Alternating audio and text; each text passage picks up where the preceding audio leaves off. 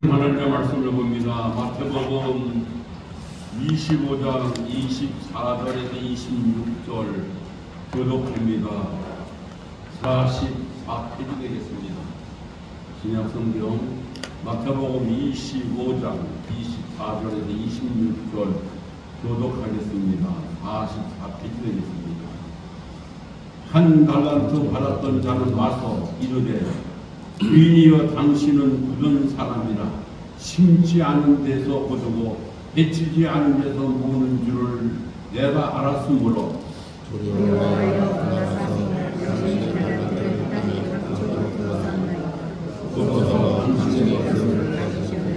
그 주인이 대답하여 이르되 악하고 게으른 종아, 나는 심지 않은 데서 거두고 해치지 않은 데서 모으는 줄을 네가 알았느냐? 아멘. 주인과 종의 생각 이거는 말씀을 받겠습니다.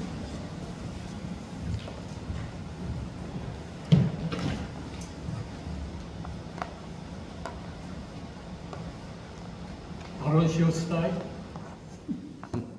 무슨 말인지 모르시겠어요? 내가 지난번에 말씀을 알려드렸는데 굿모닝이라는 뜻입니다. 캄보디아 말로 굿모닝이었어요. 어떤 목사님은 그렇게 얘기합니다. 오늘은 참 좋은 날인 것입니다. 대신 저는 아론시오스다이라고 인사를 드렸으니까 그렇게 하시고 우리가 많이 쓰고 듣는 말 중에 이런 말이 있습니다. 다른 것이 틀린 것은 아니다. 다른 말로 바꿔서 합니다. 틀린 것이 아니라 다른 것뿐이다. 어떤 부부가 부부싸움을 크게 했습니다. 왜 했을까? 서로 의견 충돌이 일어났기 때문에 그래요. 무엇 때문에? 그것은 치약을 어떻게 짜느냐에 따라서 생각이 다른 거예요. 한 사람은 치약을 짤 때 밑에서부터 이렇게 짜가지고 이 가운데가 통통하게 만들면서 짭니다. 어떤 사람은 그냥 아무나 국 짜가지고 쓰고 나면은 이 치약이 찌글통해 버리는 거예요. 그래가지고 서로 싸우는 거예요. 저희 집도 그렇습니다. 그래서 저는 생각해 봤어요. 그래서 요즘 보니까 뒤에 이렇게 끼워가지고 이렇게 밀면은 이게 찌그러지지 않는 게 있어요. 그것도 또 해도 또 그래요. 그래서 최근에는 이렇게 눌러서 나오는 그런 병으로 들어있는 치약이 있더라고요. 근데 그걸 쓰니까 이건 중간에 짜든 밑에서 짜든 아무 관계가 없더라고요. 이건 서로 생활 방식이 습관이 다른 것뿐이에요. 밑에서 짠 사람은 옳고 중간에 짠 사람은 틀린 것이 아니라는 거예요. 그건 다른 것뿐이에요. 그런데 왜 문제가 생기느냐? 내가 하는 것은 옳고 내가 하는 것은 잘못됐다, 틀렸다 라는 생각 때문에 그렇게 되는 거예요. 우리가 살고 있는 이 시대가 점점 그렇게 양극화되는 것, 양극화된다는 말 자체가 서로 생각이 다른 사람들끼리 모여서 생각을 조화시키는 것이 아니라 자기 생각만 옳다고 주장하는 거예요. 너는 무조건 날 따라와. 그렇다고 해서 내가 자기를 따라갈 리가 있나요? 나도 내 생각이 있고 내 길이 있는데. 이러다 보니까 세상이 엉망이 되어버리는 거예요. 가정이 깨집니다. 왜?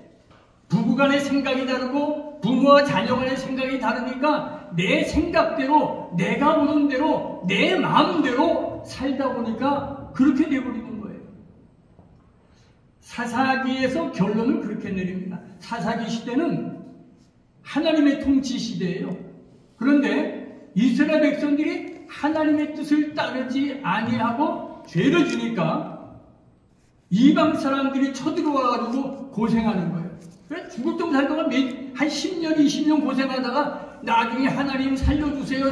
그럼 또 하나님 뜻도 봐줘요 또. 그래가지고 사사를 보내가지고 그 나라를 평정하고 다시 평화로운 나라를 만들고 그렇게 되면은 이 사람들이 한참 있다가 또 죄를 짓고, 사사기 결론이에요. 사사기에서 결론을 그렇게 내립니다. 사사기 21장 25절 제일 마지막 절이에요. 거기서 이런 표현을 합니다. 그때 이스라엘에 왕이 없었다고. 왜? 하나님이 직접 통치했으니까. 사람들이 각각 자기 소견에 옳은 대로 행하였더라. 그게 무슨 말이냐? 자기 생각대로 했다는 거예요. 자기 마음대로 했다는 거예요. 자기 지식에 의해서, 자기 경험에 의해서, 자기의 이익을 도모하기 위해서 자기 마음대로 살다 보니까 세상이 엉망이 되어버리는 거예요. 그거는 하나님을 떠난 삶이 되어버리고 말았다는 거예요. 내 생각은 옳고 내 생각은 틀렸어. 그래서 너는 나한테 무조건 맞춰. 우리 편이 최고야. 상대편은 무조건 잘못했어. 라고 싸우는 오늘 우리나라의 정치판이나 교회나 마찬가지예요. 전부 다 자기 생각만 옳다고 그러고 상대방의 생각을 인정해주지 않을 때 우리는 서로 생각이 다를 뿐인데 나는 옳고 너는 틀렸다는 생각 때문에 모든 문제가 일어난다는 생각을 하면서 저는 그런 생각, 그러면 우리의 삶의 기준이 무엇이 되어야 되겠는가? 내가 되어야 되겠는가? 네가 되겠는가? 우리 인간은 모두가 다 잘못할 수 있는, 틀릴 수 있는 가능성을 가지고, 아니 지금까지 많이 틀려왔어요. 그렇다면 절대 진리가 되는, 절대 기준이 되는 예수 그리스도를 우리의 기준으로 삼고 예수님의 방법을 우리의 삶의 방식으로 살면서 살아가는 것, 바로 이것이 우리의 신앙생활이 아닌가 생각해 보게 됩니다. 이제 저도 나이가 좀 들은 모양이에요. 제 아내가 허리 수술하고 나서 많이 아파서 밤에 잠을 못 자고 아파합니다. 그러면서 어느 날 저한테 그런 얘기해요. 나는 오늘 밤을 못 넘길 것 같아. 내가 죽으면 어떻게 하고 어떻게 해달라고. 또 속으로 제가 기도했습니다. 하나님, 제가 나이도 몇 년도 많이 살고 오래 살았는데 제가 먼저 가면 안 될까요?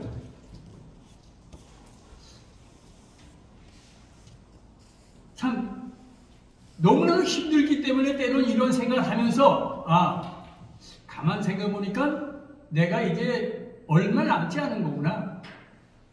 앞으로 제가 이제 80인데 80까지 살 거라는 생각을 못 해봤어요.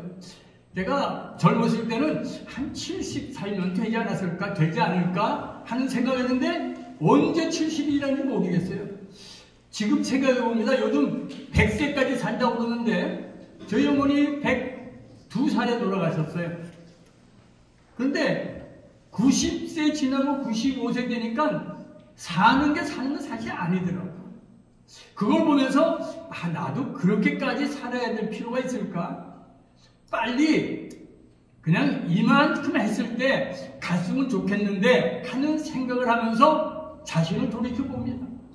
내가 과연 하나님의 뜻에 합당하게 살았는가? 내가 과연 내 생각이 하나님의 생각에 맞춰서 살았는가? 아니면 내 생각을 먼저 정해놓고 하나님의 생각을 끌어오지는 않았는가? 목사라는 게 참 위험한 사람이에요. 왜? 성경에 대해서 다른 사람보다 조금 더 많이 공부하고 많이 읽고 많이 안다는 사람들이 목사잖아요. 그래서 결국 자신의 잘못된 생각을 붙잡고 성경 구절 여기저기서 끌어다가 맞춰가지고 제 생각이 마치 하나님의 생각인 것처럼 살아가고 있을 수 있는 가능성이 가장 많은 사람이 목사일 수 있기 때문에 그래요.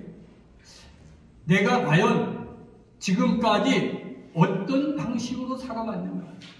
내 생각대로 움직여왔는가? 하나님의 생각대로 살아왔는가? 오늘 본문 말씀 우리가 잘 아는 달란트 비유에 대한 말씀을 읽었어요. 마태복음 25장에는 세 가지 비유가 나옵니다. 열처녀 비유, 달란트 비유, 양과 염소의 비유. 그런데 25장 1절 말씀을 보니까 천국은 마치, 하나님의 나라는 마치 이와 같다라고 하면서 이 세 가지 비유를 말씀해 주신 거예요. 그러면서 결론을 내립니다. 하나님 나라에 들어가는 사람과 들어가지 못하는 사람, 열처녀 비유도 마찬가지.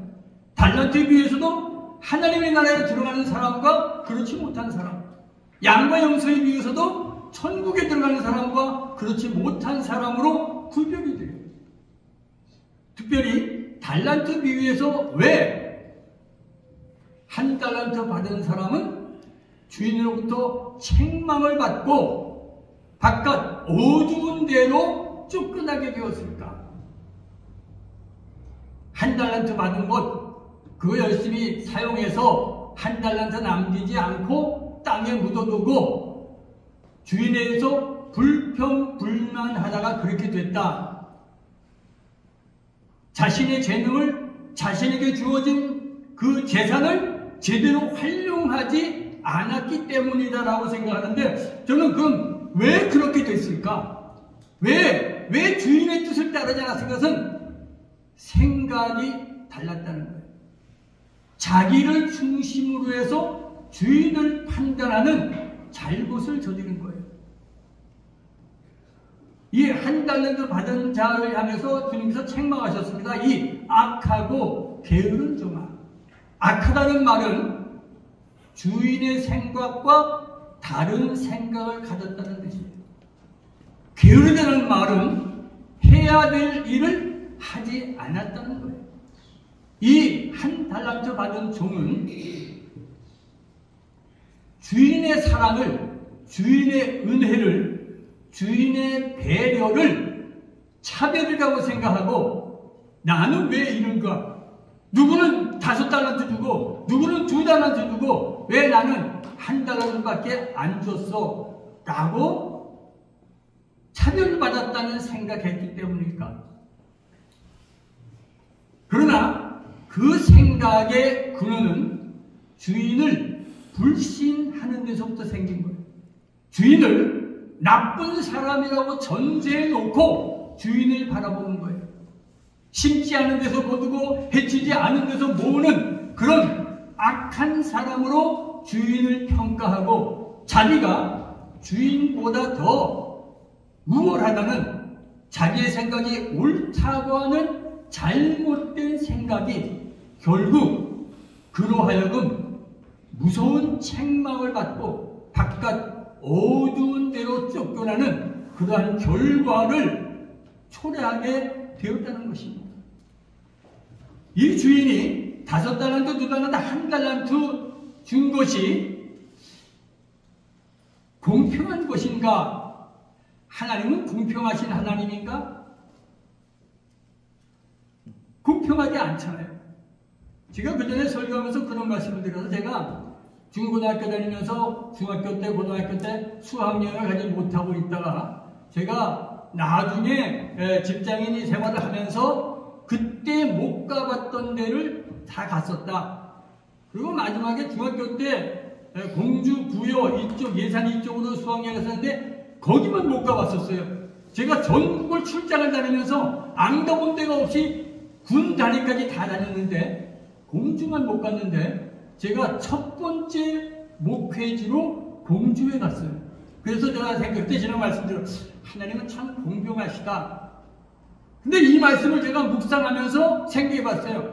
하나님이 공평하다는 것을 내가 기준으로 삼아가지고 정하는 것이 과연 옳은 것인가? 이 1달란트 받은 사람은 결국 주인이 불공평하다는 생각을 갖고 반기를 드는 거잖아요. 그런데 주인은 그 사람에게 알맞게 재능에 따라서 필요한 만큼 적절하게 배려해 주는 것인데, 그 배려를 은혜로 생각하지 아니하고 사랑으로 생각하지 아니하고 차별로 생각하고 구별로 생각하고 왜 나에게는 이렇게 줍니까? 사실 2달란트 받은 사람도 불평하려면 할 수 있는 거예요. 왜? 내가 열심히 일해가지고 2달란트 남겼는데 5달란트 받은 사람 아무것도 안 하고 가만히 있는 것보다 못한 것이 왜? 2달란트 남겨서 4달란트 받았는데 4달란트 가지고 있는데 5달란트 받은 사람은 아무것도 안 해도 이 사람보다 많이 가지고 있는 거잖아요. 그러니까 2달란트 받은 사람도 불평하려면은 할 수 있는 여건이 있었지만 그는 주인의 뜻을 바라본 거예요. 자신의 뜻을 나타내는 것이 아니라 주인의 생각, 주인의 뜻이 옳다라고 전제하고 주인을 향해서 충성된 신실한 믿음직스러운 일꾼으로서의 삶을 살았기 때문에 주인으로부터 5달란트 받은 사람이나 똑같은 칭찬과 인정을 받은 거다. 1달란트 받은 사람은 결국 자신의 생각을 주인의 생각보다 위로 올려나온 거예요. 인간의 눈으로 볼 때는 불공평하지만 하나님의 입장에서 볼 때, 주인의 입장에서 볼 때는 공평하게 해주신 거예요. 때때로 우리의 삶이 불공정스럽게 느껴진다고 하더라도 우리는 우리 편에서 인간의 생각으로 판단하는 것이 아니라 하나님께서 인정하는 삶을 살아야 돼요. 마태복음 20장에 포도원 품꾼을 부른 사람 비유가 나옵니다. 포도원 주인이 일찍이 장터에 나가서 일꾼을 불렀어요. 제일 첫 번째 부른 사람이 아침 7시에 불렀습니다. 그리고 제일 마지막에 부른 사람이 저녁 5시에 불렀어요. 그리고 저녁 6시에 이제 품삯을 나눠줍니다. 그때 제일 마지막에 온 사람에게 한 데나리온 줬더니 제일 먼저 온 사람이 생각했습니다. 아, 저 사람은 1시간밖에 일 안 했는데 저렇게 주는 거 보니까 12시간 일한 나는 얼마나 더 줄라나 하는 기대하는 거예요. 그러면서 주인에게 1달란트 줄 때 반기를 들었어요. 그때 주인이 말합니다. 내가 너와 약속한 것을 지켰기 때문에 나를 나쁜 사람으로 보느냐? 내가 저 사람에게 더 주는 것은 내 뜻이자 너하고는 관계없는 일이야. 바로 그것은 천국의 개념에서부터 오는 거예요. 근데 우리는 많이 그런 경우에 불평불만하고 왜 나를 이렇게 대접하느냐라고 불만스럽게 이야기하는 것이 우리 인생의 삶이 아닌가, 인간의 생각이 아닌가. 우리가 구원받은 그리스도인으로서 하나님의 백성으로 산다는 말은 무엇을 의미하는가? 정말로 믿음이 좋다는 말을 들을 수 있는 사람은 어떤 사람인가? 주인의 뜻에 얼마나 합당한 삶을 사는가에 달려있다고 생각을 해요. 오늘 제가 찬송을 들어서 이거 불렀습니다. 내 주여 뜻대로 행하시옵소서. 때때로 우리는 찬송을 부릅니다. 주님의 뜻을 이루소서. 제가 주님의 뜻을 이루는 일에 도구가 되기를 원합니다 라고 말하면서 목사로서 내가 지금까지 그러한 삶을 살고 있는 것이 아닌가. 우리는 찬송도 부르고 주기도문을 통해서 하나님의 나라가 이 땅에서 이루어지고 주님의 뜻이 하늘에서 이루어진 것처럼 땅에서도 이루어지기를 원한다는 기도를 드리면서 하나님의 뜻이 내 안에서 이루어지기보다는 다른 사람들 안에서 이루어지기를 원하고 있지 않는가. 그러나 우리는 주님의 뜻이 우리 안에서 이루어지기 위해서 사도 바울의 신앙 고백을 따라가야 합니다. 빌립보서 2장 5절에서 사도 바울은 말합니다. 너희 안에 이 마음을 품으라. 곧 그리스도 예수의 마음이다. 바로 그것은 예수님의 생각을 우리 마음속에 받아들여 예수님이 살았던 삶의 방식을 너희도 따라가는 뜻이잖아요. 그러나 하나님과 동등한 본체이시지만 그 동등함을 것으로 생각하지 않고 자기를 낮춰 인간의 몸을 입으셨고 십자가에 죽기까지 복종하신 것, 바로 이것이 우리가 주님을 따라가야 될 주님의 뜻이었습니다. 고린도서 15장 31절, 고린도서 15장은 부활장입니다. 거기서 31절에서 이렇게 말합니다. 형제들아, 내가 그리스도 예수 우리 주 안에서 가진 바 너희에 대한 나의 자랑을 두고 단언하노니, 내가 자랑하고 있는 것 한 가지다. 그것은 뭐냐면 나는 날마다 죽는다는 것이다. 죽는다는 말은 저는 그렇게 생각했어요. 생각을 버리는 것이다.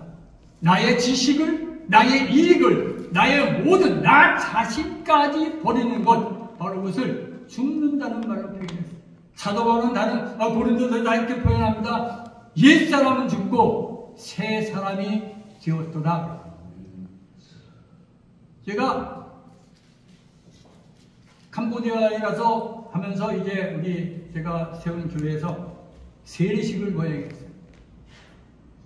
세례식을 하면서 이제 우리 한국에 있는 후원하는 목사님, 저희 동기 목사님을 초청해서 세 분이서 같이 세례를 주는데,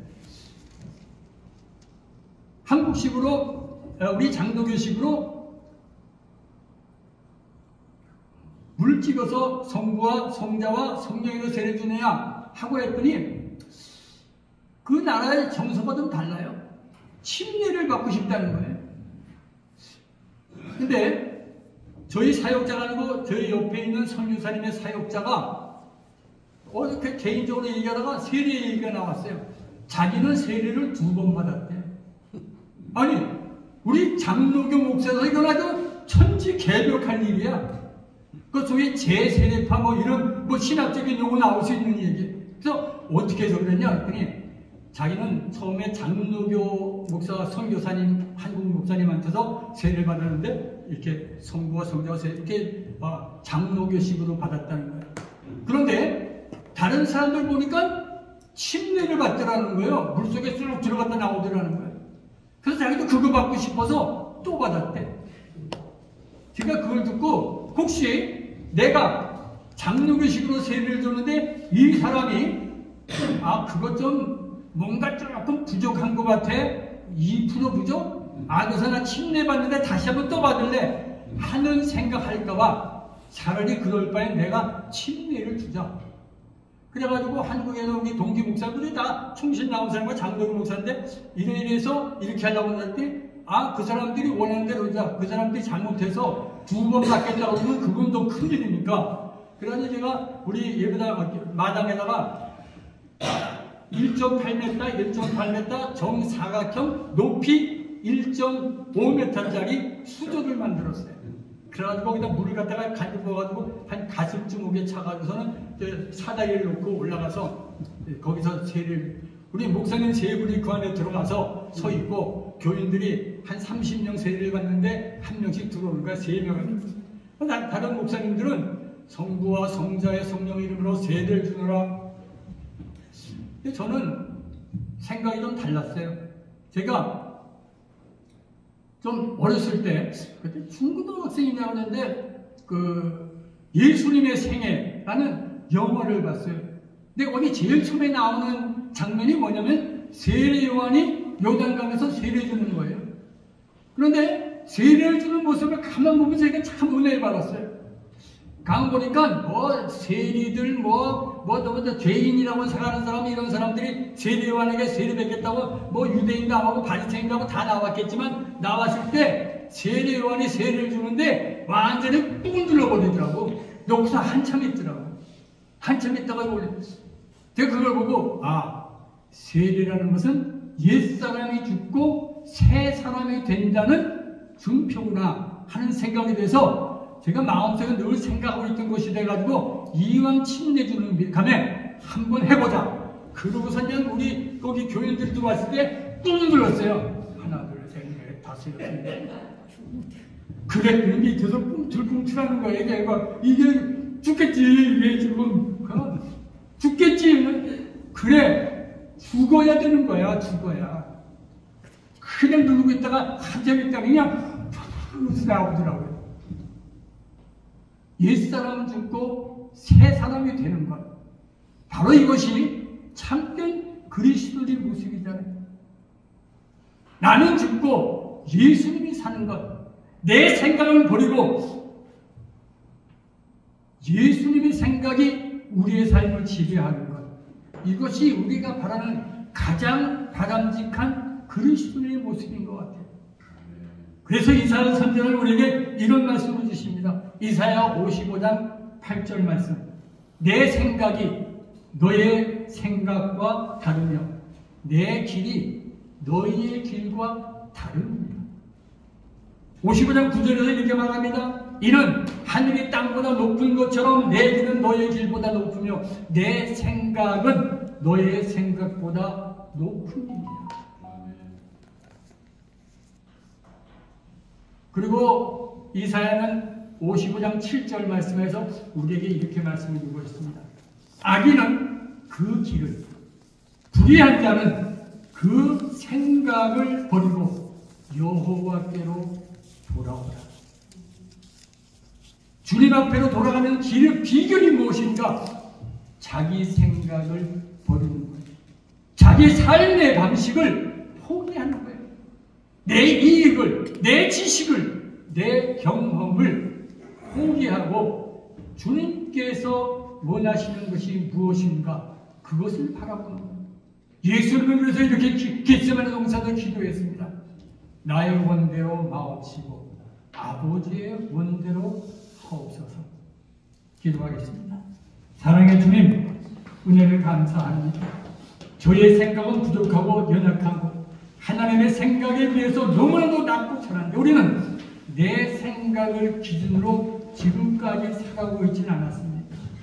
이제 내 생각을 버리고 주님께로 돌아가는 삶, 옛사람은 죽고 새로운 사람으로 살아가는 삶, 주님의 뜻대로 살기를 다짐하는 삶, 내 주의 뜻대로 행하시옵소서. 살든지 죽든지 주님의 뜻대로 살겠다는 고백을 하며 살아가는 저희를 되게 하여 주시옵소서. 감사하옵고 예수님의 이름으로 간절히 기도하옵나이다. 아멘.